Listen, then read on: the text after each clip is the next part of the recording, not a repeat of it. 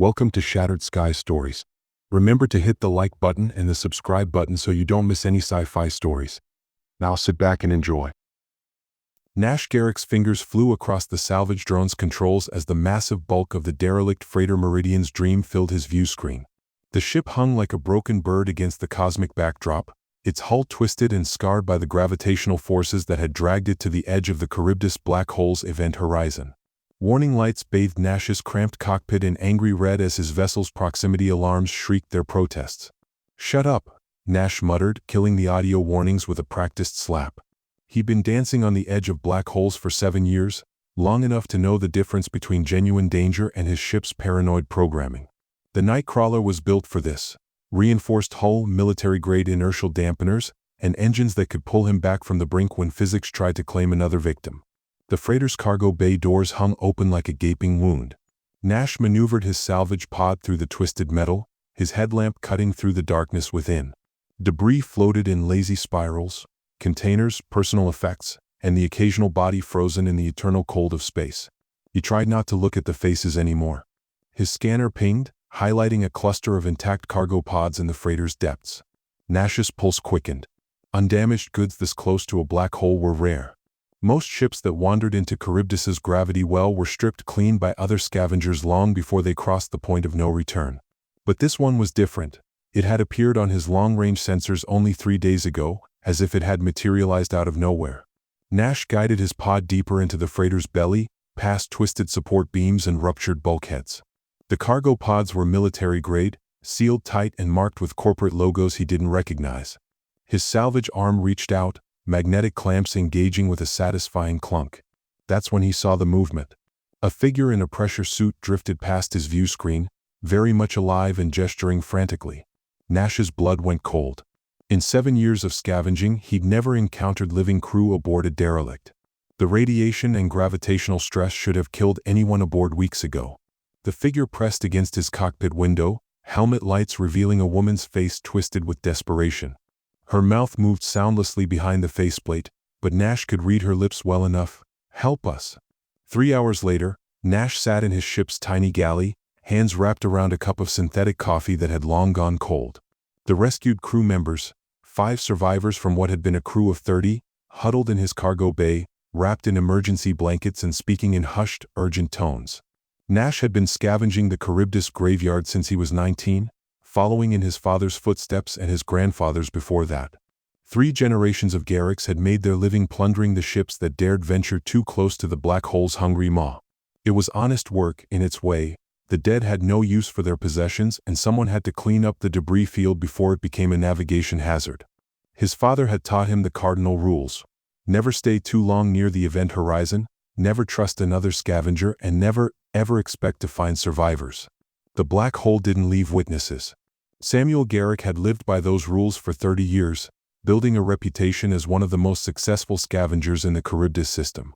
He'd also taught Nash to read the debris patterns, to identify which wrecks were fresh and which had been picked clean by competitors. The Nightcrawler had been his home for longer than any planet. Nash knew every bolt and wire in her hull, every quirk of her temperamental systems.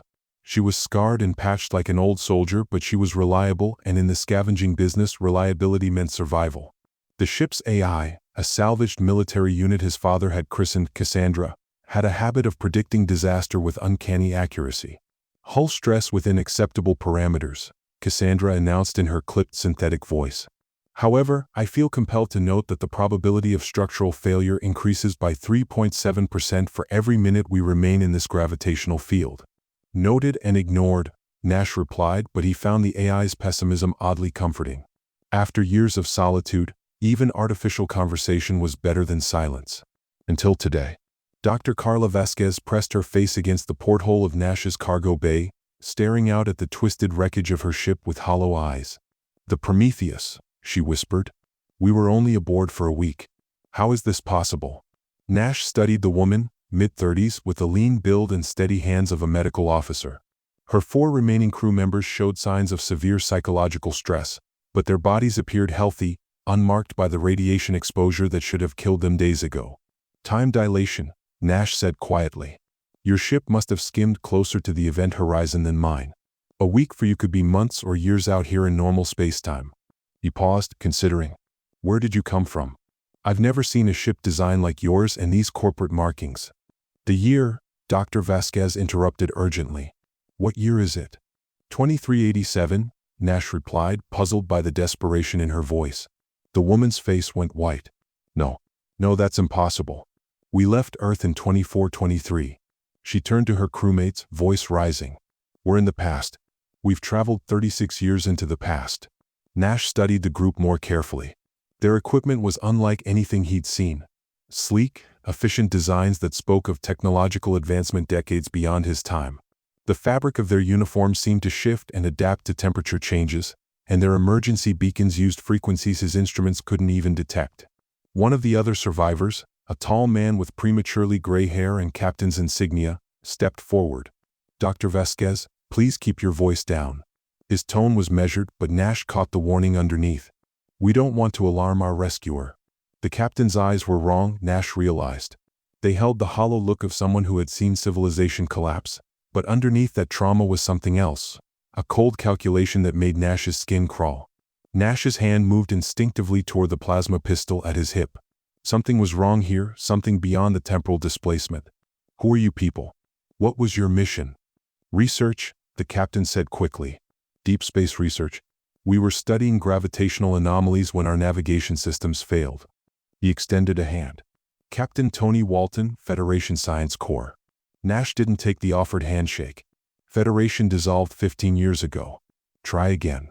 The mask slipped from Walton's face for just an instant, revealing something cold and calculating underneath.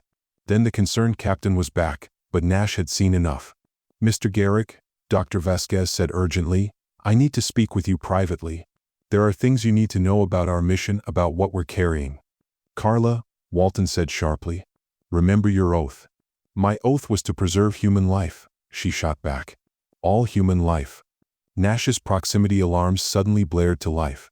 Through the porthole, he could see another ship approaching, sleek and predatory with the scarred hull of a veteran scavenger.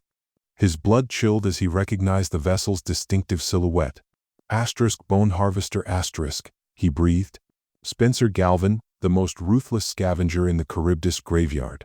The man who'd killed Nash's father over salvage rights 3 years ago. Walton moved to the porthole, a strange smile playing across his lips. It seems we have more company. Nash's mind raced. Galvin wouldn't attack another scavenger directly, it violated the unwritten rules of the trade. But 5 potential slaves and a ship full of advanced technology from the future? That might be worth starting a war over. The comm system crackled to life. Nash Garrick, Galvin's gravelly voice filled the cargo bay. Looks like you've struck it rich. I'm willing to discuss a partnership. Nash grabbed his weapon and headed for the cockpit. Stay here, he ordered the survivors. Don't touch anything, don't open any doors. As he sealed the cargo bay behind him, Nash caught sight of Captain Walton's reflection in the metal door. The man was no longer wearing the mask of a desperate survivor. Instead, his face bore the expression of someone whose plans were falling into place perfectly. The bone harvester was closing fast, and Nash realized with growing dread that he wasn't just caught between 2 threats. He was trapped in the middle of something far more dangerous than a simple salvage dispute. The last transmission from Earth had been 6 months ago, standard supply manifest and colonial reports. Nothing about expeditions from the future, nothing about a Federation Science Corps that shouldn't exist. Which meant either these people were lying about their origins, or something had gone terribly wrong in the decades Nash had never lived to see. As Spencer Galvin's ship moved into attack position, Nash made his choice. He powered up the Nightcrawler's engines and dove deeper into the debris field, weaving between the twisted hulks of dead ships as plasma bolts lit up the space behind him. Whatever these people were hiding, whatever they'd brought back from the future, Nash was now committed to protecting them. Or at least, committed to keeping them out of Spencer Galvin's hands. The chase was on. The Nightcrawler bucked and shuddered as Nash pushed her deeper into the graveyard's heart, where the black hole's gravitational effects turned navigation into a deadly game of 3-dimensional chess. Behind them, the bone harvester matched their every move, Spencer Galvin's superior engines keeping pace despite the treacherous conditions. Galvin's ship was a predator built for violence. Military-grade weapons grafted onto a civilian hull, its scarred armor telling the story of a dozen salvage wars. Nash had seen what Galvin did to competitors who got in his way. The man collected trophies from defeated rivals, decorating his bridge with pieces of their ships. "Your ship is impressive," Captain Walton said, having somehow made his way to the cockpit despite Nash's orders. Up close, Nash could see the subtle augmentations, enhanced muscle tissue beneath the skin, neural interface ports behind the ears. Military modifications that had been outlawed for decades. "But you can't run forever." "Wasn't planning to," Nash replied through gritted teeth, yanking the controls hard to starboard as a chunk of debris the size of a building tumbled past. "Hold on." The debris field told stories of 100 disasters. Passenger liners that had suffered navigation failures, cargo haulers that had pushed too close to the event horizon, even a few military vessels that had gotten caught in battles near the black hole. Each wreck represented dozens or hundreds of lives lost to the hungry gravity well. He fired the maneuvering thrusters and spun the Nightcrawler around a derelict passenger liner, using its bulk to break Galvin's line of sight. The moment they were hidden, Nash killed the engines and activated the ship's stealth systems. Power levels dropped throughout the vessel as non-essential systems shut down. "What are you doing?" Walton demanded. "Something stupid," Nash admitted. He reached under his pilot's seat and withdrew a military-grade pulse rifle, one of the few pieces of valuable salvage he'd kept for himself. "We're going aboard the liner." Dr. Vasquez appeared in the cockpit doorway, her remaining crew members crowding behind her. "Mr. Garrick, I must insist you listen to what I have to tell you. The cargo we're carrying—" "Can wait," Nash cut her off. He was already moving, grabbing emergency oxygen cylinders and vacuum suits from the emergency locker. "Galvin's going to search every ship in this sector until he finds us. Our only chance is to get aboard that liner and set up an ambush." "You want us to go outside?" one of the crew members, a young engineer, asked in horror. "In the graveyard?" Nash looked at the kid. Couldn't be more than 20, despite claiming to be from a future Nash would never see. "Welcome to the scavenging business, son. Sometimes the only way out is through." The passenger liner Stellar Crown had been a luxury vessel once, carrying wealthy tourists on pleasure cruises through the galaxy's scenic routes. Now she was a tomb, her elegant ballrooms and restaurants filled with the frozen corpses of passengers who tried to flee some long-forgotten disaster. Nash led the group through the ship's darkened corridors, his helmet lights cutting through the perpetual night. The artificial gravity was offline, forcing them to move carefully through the zero-G environment. Behind them, Dr. Vasquez struggled with the unfamiliar movements, while Captain Walton seemed surprisingly adept at maneuvering in weightlessness. The liner's corridors were a monument to forgotten luxury, marble floors now cracked and floating in fragments, crystal chandeliers reduced to glittering debris clouds. In the main dining hall, Nash's lights illuminated the frozen corpses of passengers still seated at their tables, wine glasses shattered beside their hands. The sight never got easier, even after 7 years of scavenging. Dr. Vasquez gasped at the scene, but Walton studied the bodies with clinical detachment. "Rapid decompression," he observed. "They probably didn't suffer long." Nash found the captain's calm assessment disturbing. Most people, even experienced spacers, showed some reaction to the sight of mass death. Walton's indifference suggested familiarity with such scenes that went beyond professional detachment. "Here," Nash said, gesturing to what had once been the ship's observation lounge. Floor-to-ceiling windows offered a panoramic view of the debris field, and more importantly, clear lines of sight to the approaches Galvin would have to use. "We set up here." As his companions secured themselves to the deck with magnetic boots, Nash began unpacking his rifle and setting up a defensive position.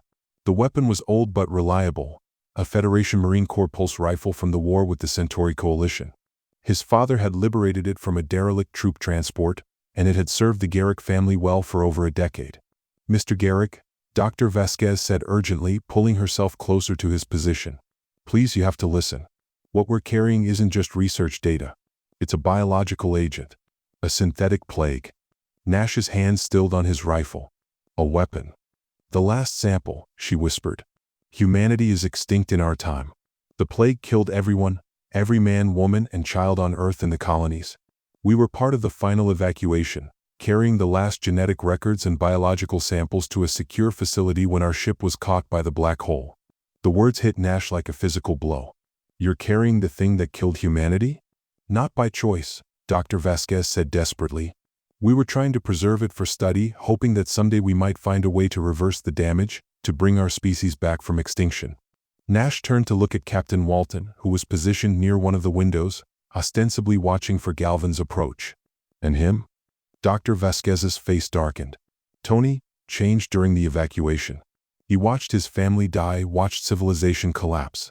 He came to believe that humanity deserved its fate. Her voice dropped to barely a whisper. He's not trying to preserve the plague samples, Mr. Garrick. He wants to release them. Before Nash could respond, movement outside caught his attention. The bone harvester was moving through the debris field, Galvin's powerful searchlights sweeping across the dead ships. The Predator had arrived. Positions, Nash ordered quietly. Remember, we want to disable his ship, not destroy it. We need his engines if we're going to get out of this graveyard alive. But as he lined up his shot, Nash's mind was reeling from Dr. Vasquez's revelation. Not only was he harboring survivors from a future where humanity had died out, but their leader was actively working to ensure that apocalypse came to pass. The bone harvester drew closer, and Nash realized that Spencer Galvin might be the least of his problems. Galvin's boarding party moved through the liner with professional efficiency, their magnetic boots clanking against the deck plating as they searched compartment by compartment. Nash watched through his rifle's scope as the mercenaries deployed in textbook formation, covering each other's movements with military precision. 12 of them, he whispered into his helmet comm, armed and organized. This isn't some desperate salvage grab. Galvin's treating this like a full military operation. Dr. Vasquez's voice crackled back. The technology on our ship, it's decades ahead of anything you have in this time period. Drive systems, weapons, medical advances, any one of our components would be worth a fortune. And the plague? Nash asked quietly. In the wrong hands, it would be worth the extinction of our species. Nash adjusted his aim as the lead mercenary entered the observation lounge's approach corridor. The man moved with the fluid grace of enhanced reflexes, military augmentations that had been illegal in Nash's time but were apparently common in Galvin's operation. The first shot took the pointman in the chest, his hardened armor absorbing most of the pulse rifle's energy but sending him spinning backward into his companions. Nash was already moving, using the zero-G environment to launch himself toward a new position as return fire lit up his previous location. Galvin. Nash called out, his voice echoing through the liner's corridors. This doesn't have to end badly for both of us. Nash Garrick. Galvin's gravelly voice replied over the comm system he'd patched into the liner's emergency channels. You always were too soft for this business. Your father made the same mistake. Nash felt the familiar surge of anger, but he forced it down. Emotion was a luxury he couldn't afford with 12 armed mercenaries between him and survival. The survivors aren't worth starting a war over, Nash continued even as he lined up another shot. Take their ship, leave the people. Galvin's laughter was ugly. You really don't understand what you found, do you? Those aren't just survivors, boy. They're from the future, 36 years ahead of us. Do you have any idea what kind of intelligence advantage that represents? Nash's blood ran cold. Galvin knew. Somehow, the other scavenger had learned about the temporal displacement, which meant, Captain Walton, Nash said into his helmet comm, I need you to respond. Now. Silence. Nash spun around, searching the observation lounge for the future captain, but Walton's position was empty. The man had vanished, along with one of the emergency oxygen packs. Dr. Vasquez, Nash called urgently. Where's your captain? I don't know. He was here a moment ago. Her voice carried a note of growing panic. Nash, if he's gone back to your ship. Nash's mind raced. The Nightcrawler was sealed and locked, but a man from the future might have ways of bypassing his security systems. And if Walton reached the cargo bay where the plague samples were stored? A new voice cut through the comm channels, Walton broadcasting from somewhere within the liner. Mr. Galvin, I believe we have matters to discuss. I'm prepared to offer you something far more valuable than salvage rights. Nash cursed and broke cover, launching himself toward the corridor that led back to his ship. Galvin's mercenaries opened fire, pulse beams searing the air around him as he flew through the zero-G environment with desperate speed. The route back to the Nightcrawler led through the liner's central hub, a vast cylindrical space that had once housed the ship's main recreational facilities. Now it was a tomb filled with floating debris and the occasional frozen corpse. Nash used the obstacles for cover, diving behind chunks of twisted metal as pulse beams lit up the space around him. His helmet comm crackled with interference from the nearby black hole, but he could still make out fragments of the conversation between Walton and Galvin. The future captain was offering detailed schematics of advanced drive systems, medical technologies that could extend human lifespan by centuries, weapons that could crack planets. Behind him, he could hear Dr. Vasquez calling his name, but Nash was already committed to his course. Whatever Walton was planning, it involved the plague samples and Spencer Galvin's resources.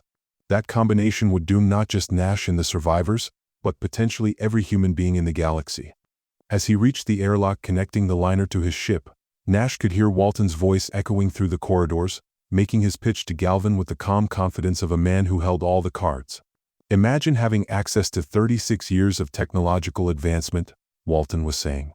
"Medical breakthroughs, weapon systems, navigation techniques that could revolutionize space travel. All I ask in return is passage to Earth and your guarantee that my cargo reaches its destination intact." Nash sealed the airlock behind him and raced through the Nightcrawler's corridors, but he already knew he was too late. The cargo bay doors were open, and Captain Tony Walton stood beside the containers holding humanity's extinction, a satisfied smile on his face.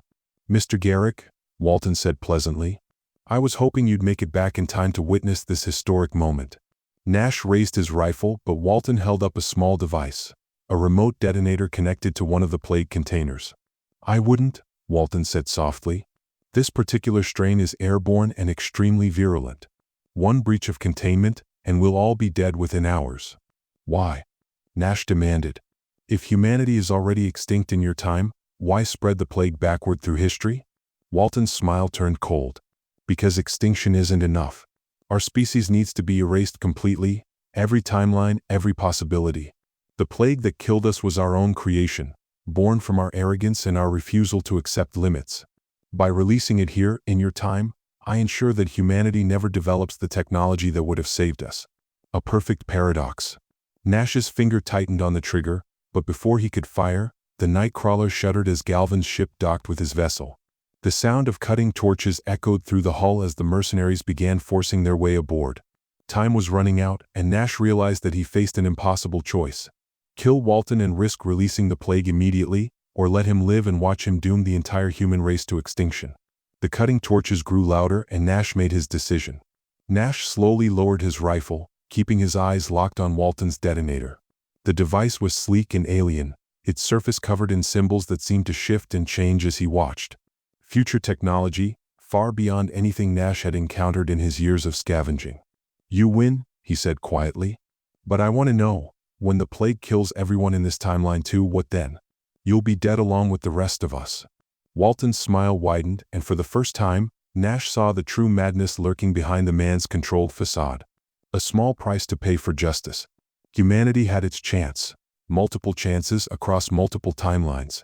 We squandered every one of them. The sound of Galvin's mercenaries cutting through the Nightcrawler's outer hull grew louder, metal screaming under the assault of industrial torches. Nash calculated distances and angles, looking for any opening that might let him reach Walton before the madman could trigger the detonator. But the cargo bay was cramped, and Walton had positioned himself strategically behind the plague containers. "Besides," Walton continued conversationally, "I won't be around to see the final act. The plague takes 3 days to show symptoms, 5 days to kill. I'll be off this ship and halfway to Earth before anyone realizes what's been released." Nash noticed something else. A second device clipped to Walton's belt, smaller than the detonator but pulsing with the same alien energy signatures. An emergency beacon, he realized, designed to summon help from someone or something that had been waiting for Walton's signal. A new voice cut through the ship's comm system. Dr. Vasquez, broadcasting from the liner. "Tony, this is Carla. I know you can hear me." Walton's expression tightened slightly, but he kept the detonator steady. "Dr. Vasquez, I was wondering when you'd make your appearance." "I've been reviewing our mission logs," Carla's voice continued. "The biological samples we're carrying, they're not complete, are they? The strain that killed humanity required a specific environmental trigger, something that won't exist in this time period." Nash saw Walton's hand waver slightly and pressed the advantage. "She's right, isn't she? You can't just release the plague and expect it to work. You need something else." "The trigger compounds are aboard the liner," Walton admitted, his voice taking on a harder edge. "Simple organic catalysts that will be synthesized naturally by Earth's biosphere within the next 30 years. All I need to do is introduce both components to the same population center, and evolution will take care of the rest." The cutting torches went silent, followed by the heavy clang of a hull breach. Galvin's mercenaries had made it aboard. Nash heard Carla's intake of breath over the comm. "You're not just planning to release the plague, Tony. You're going to accelerate the natural development of the trigger compounds. Brilliant, isn't it? Walton said. By the time anyone realizes what's happening, it will be far too late to stop. Heavy footsteps echoed through the Nightcrawler's corridors as Galvin's boarding party advanced toward the cargo bay. Nash knew he had perhaps 30 seconds before they reached his position. There's something else, Carla's voice said urgently. Something I discovered during our evacuation. The plague that killed humanity in our timeline, it wasn't our creation, Tony. The genetic markers, the synthetic compounds, they came from outside our solar system. Walton frowned. That's impossible. The historical records clearly show. The records were falsified, Carla interrupted. By whoever or whatever actually created the plague. Humanity didn't destroy itself, Tony. We were murdered. And you're about to complete the job for our killers. Nash saw the doubt creep into Walton's eyes, saw his grip on the detonator loosen slightly. It was the opening he'd been waiting for. Nash lunged forward, his hand closing around Walton's wrist just as the first mercenaries burst into the cargo bay. Pulse rifle fire lit up the enclosed space, beams scorching the air where Nash had been standing moments before. Walton twisted desperately, trying to thumb the detonator's activation switch, but Nash's grip held firm. The two men slammed into the plague containers, the metal cases ringing like bells as they impacted the storage bay's bulkhead. Stand down. Galvin's voice roared through the chaos. I want them alive. But his mercenaries were already committed to their attack, pulse beams crisscrossing the cargo bay as Nash and Walton grappled for control of the detonator. Nash managed to get his knee into Walton's stomach, doubling the future captain over, but the older man recovered quickly and drove an elbow into Nash's ribs. The detonator skittered across the deck, coming to rest near one of the plague containers.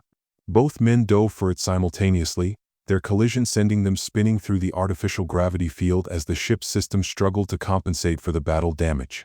Galvin himself appeared in the cargo bay doorway, a massive pulse cannon in his hands. Enough, he bellowed, the weapon's targeting laser painting both men in crimson light. The next person who moves dies. Nash froze, his fingers inches from the detonator. Walton lay beside him, blood seeping from a cut on his forehead where he'd struck the deck plating. That's better, Galvin said, stepping into the cargo bay with his weapon trained on both men. Now, Captain Walton, I believe you mentioned something about technological advancement? Walton struggled to his feet, wiping blood from his face. Mr. Galvin, I apologize for the dramatic circumstances, but time is of the essence. I'm prepared to share 36 years of scientific development in exchange for transport to Earth and protection during my mission. Which is the preservation of temporal integrity, Walton said smoothly, back to his role as the concerned scientist. The plague samples we carry represent a critical branch point in human development. They must be delivered to the proper authorities for study and containment. Nash tried to speak, but Galvin's mercenaries had him covered from multiple angles. Any move toward the detonator would result in instant death. Fascinating, Galvin mused. And what guarantee do I have that you'll honor your end of the bargain? The same guarantee I'm offering Mr. Garrick, Walton replied, bending down to retrieve the detonator. Complete cooperation or complete annihilation. But as Walton's fingers closed around the device, the cargo bay's emergency lighting suddenly cut out, plunging the space into absolute darkness. Nash heard the distinctive whine of pulse rifle energy building up, followed by Carla Vasquez's voice shouting, "Now!" The observation lounge's emergency spotlights blazed to life, flooding the cargo bay with brilliant illumination that overloaded the mercenaries' night vision. Nash rolled sideways as pulse beams lanced through the space where he'd been lying, his hand closing around his dropped rifle. Carla and the surviving future crew members poured through the cargo bay's secondary entrance, their stolen weapons cutting down Galvin's mercenaries with surgical precision. But in the chaos, Nash lost sight of Walton. The detonator. Carla shouted over the sound of weapons fire. He's heading for the engine room. Nash sprinted after the fleeing captain, leaving Galvin and his surviving mercenaries to deal with Carla's rescue party. The Nightcrawler's corridors had never seemed so long as Nash raced through them, his heavy boots ringing against the deck plating. He found Walton in the ship's main engine compartment, the detonator connected to a jury-rigged amplification device that would scatter the plague container's contents throughout the ship's life support system. You can't stop this, Walton said, his finger poised over the activation switch. Even if you kill me now, the timer is already running. In 60 seconds, the charges will detonate automatically. Nash raised his rifle but hesitated. Carla's words echoed in his mind. The plague that had killed humanity in Walton's timeline hadn't been their creation. It had come from outside, from someone or something that wanted humanity extinct. "You're right," Nash said quietly, lowering his weapon. "I can't stop it." Walton smiled triumphantly, but his expression changed as Nash reached for the ship's emergency systems panel. "But I can make sure it doesn't matter," Nash continued, his hand hovering over the atmospheric purge controls. "Complete decompression of all ship systems. The plague might survive vacuum, but it can't spread without an atmosphere to carry it." "You'll kill us all," Walton protested. "Maybe. Or maybe Carla and her team can reach the escape pods in time." Nash's finger moved toward the purge switch. "Either way, your plague doesn't make it to Earth." The countdown timer read 30 seconds. Walton's face contorted with rage. "You don't understand. Humanity deserves to die. We're a plague ourselves, spreading across the galaxy, consuming everything in our path." "Maybe," Nash admitted. "But that's not your choice to make." 20 seconds. Walton lunged for the detonator's manual override, but Nash was already moving. The two men collided in the narrow engine compartment, their struggle sending them crashing into the ship's main power coupling. 10 seconds. Nash's hand found the atmospheric purge control, but Walton's fingers were wrapped around his wrist, preventing him from activating the system. The countdown timer ticked relentlessly toward 0. 5 seconds. With a surge of desperate strength, Nash broke free of Walton's grip and slammed his palm down on the purge control. The Nightcrawler shuddered as her emergency systems engaged, venting the ship's atmosphere into space. 0. The plague containers detonated in the cargo bay, their contents mixing with the ship's life support system just as the last of the breathable air rushed out through the emergency vents. Nash felt his lungs burning as the atmospheric pressure dropped, his vision beginning to blur from oxygen deprivation. Beside him, Walton clawed desperately at the manual override, but it was too late. The plague was gone, scattered into the vacuum of space where it would remain harmless until the heat death of the universe. As Nash's consciousness faded, he heard the distant sound of escape pods launching, carrying Carla and her surviving crew members to safety. His sacrifice had worked, humanity would live to see another day. Nash awoke in the medical bay of a ship he didn't recognize, breathing recycled air that tasted of antiseptic and recycling filters. His chest ached with every breath, and his throat felt raw from the atmospheric decompression, but he was alive. Through the small porthole beside his bed, he could see the twisted wreckage of the Charybdis graveyard slowly rotating in the black hole's gravitational embrace. "Welcome back," Carla Vasquez said, appearing at his bedside with a medical scanner in her hands. The device hummed with the same alien harmonics as Walton's equipment, its display showing readings Nash couldn't interpret. "You've been unconscious for 6 hours. I wasn't sure you were going to make it." Nash tried to speak, but only managed a harsh croak. Carla handed him a cup of water that tasted strange, purified beyond anything Nash had experienced, as if every trace of contamination had been filtered out at the molecular level. "The others?" he finally managed. "3 of my crew made it to the escape pods," Carla replied, her voice heavy with loss. "The young engineer, Kowalski, didn't make it.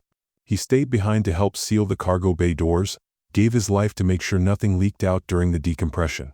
Nash felt the weight of another death on his conscience. In his years as a scavenger, he'd grown accustomed to the abstract nature of the corpses he encountered, people who had died long before he arrived, whose deaths he bore no responsibility for. But Kowalski's sacrifice was different, immediate and personal. "Walton," he finally managed, "didn't make it to the escape pods," Carla replied quietly. "He chose to go down with your ship rather than face the consequences of his actions." "But Nash," she hesitated. "I found something in his quarters during the evacuation. Records of communications with someone, or something, outside our timeline. I don't think he was working alone." Nash struggled to sit up, looking around the unfamiliar medical bay. "Where are we?" "Galvin's ship," Carla explained. "What's left of his crew agreed to a truce after the Nightcrawler was destroyed. It seems they're more interested in salvaging our future technology than continuing the fight." Nash nodded weakly. It made sense. With both their ships gone and the plague samples destroyed, the survivors had little choice but to work together if they wanted to escape the black hole's gravity well. "The plague," he said. "Is it really gone?" Carla hesitated. "The samples we were carrying are destroyed, but the knowledge of how to create them still exists in our time. And if Tony was right about the trigger compounds developing naturally, then this might just be a temporary reprieve," Nash finished. Maybe. Or maybe knowing the truth about the plague's origins will change history enough to prevent it from ever being created. Carla managed a tired smile. Time travel paradoxes give me headaches. Nash looked out through the medical bay's small porthole at the twisted debris field of the Charybdis graveyard. Somewhere out there, the wreckage of the Nightcrawler was falling toward the black hole's event horizon, carrying with it the last physical traces of humanity's potential extinction. What happens now? He asked. Carla pulled up a chair beside his bed. Galvin's agreed to take us to the nearest space station. My crew and I will have to find some way to return to our own time, assuming that's even possible. She paused. What about you? You've lost your ship, your livelihood. Nash considered the question. For 7 years, he'd lived alone among the dead ships of the graveyard, haunted by the ghosts of the people whose possessions he plundered. But his encounter with the survivors from the future had shown him something different. The possibility of using his skills to save lives rather than simply profiting from death. Maybe it's time for a career change, he said finally. The galaxy's a dangerous place. There are probably other people out there who need rescuing. Carla smiled. It's a big galaxy. Plenty of work for someone with your particular talents. Outside the porthole, the black hole Charybdis continued its eternal dance, warping space and time around its impossible mass. Ships would still be drawn to their doom by its gravitational embrace, and survivors would still need someone willing to risk everything to pull them back from the brink. Nash Garrick, former scavenger of the dead, closed his eyes and began planning his new life among the living. The black hole would always be there, patient and hungry, but now Nash knew that sometimes the most valuable salvage wasn't cargo or technology. Sometimes it was hope itself.